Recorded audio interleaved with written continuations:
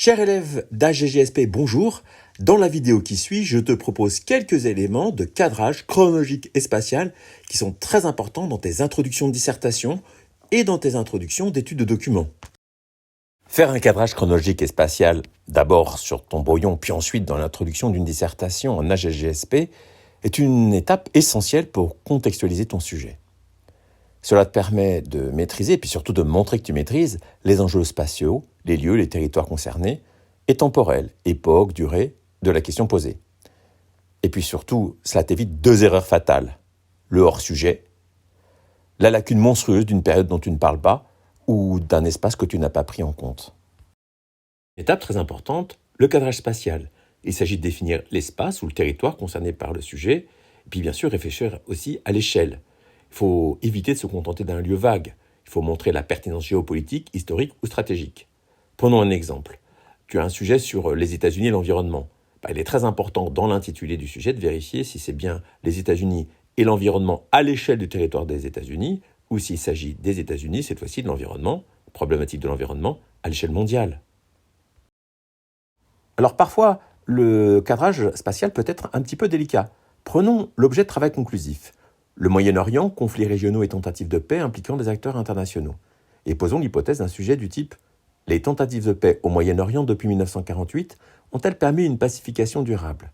Alors pour le cadrage spatial, il y a un problème méthodologique à résoudre. Faut-il se limiter à Israël et ses voisins immédiats ou élargir au monde entier ? La réponse c'est qu'il y a deux échelles qui s'articulent, mais il faut bien les hiérarchiser. Alors d'abord, on a l'échelle régionale prioritaire. Le cœur du sujet, c'est le Moyen-Orient, et plus précisément Israël, les territoires palestiniens, Gaza, Cisjordanie, les pays frontaliers, Égypte, Jordanie, Liban, Syrie, puis un peu plus lointain, l'Iran et l'Arabie saoudite dans une perspective plus large.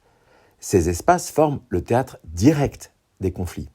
Mais il y a une autre échelle, c'est l'échelle internationale secondaire, mais incontournable. Il s'agit des acteurs extérieurs qui interviennent, médiatisent ou alimentent les tensions.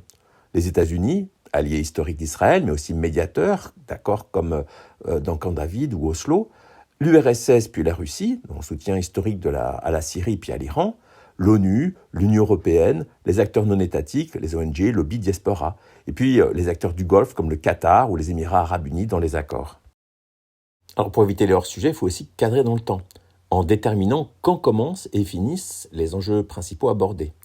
Il ne s'agit pas toujours de donner des dates précises, mais au moins des repères temporels pertinents. Alors tu as deux cas de figure. Le premier, c'est les bornes chronologiques qui sont données. Et là, en général, c'est facile de les justifier parce qu'elles correspondent à des jalons.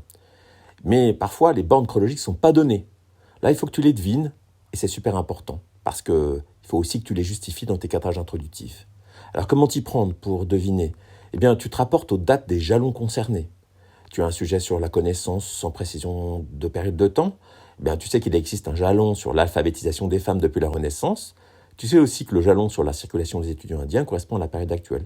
Ça te fait un petit peu une large période. Bon courage. Quelques erreurs à éviter. L'expression « depuis toujours »,« depuis le tout temps les hommes », je peux t'assurer que ça ne marche pas, à éviter.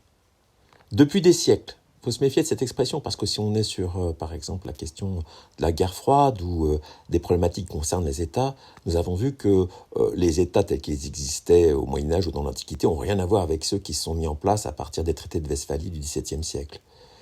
Il faut éviter aussi les dates approximatives, non justifiées.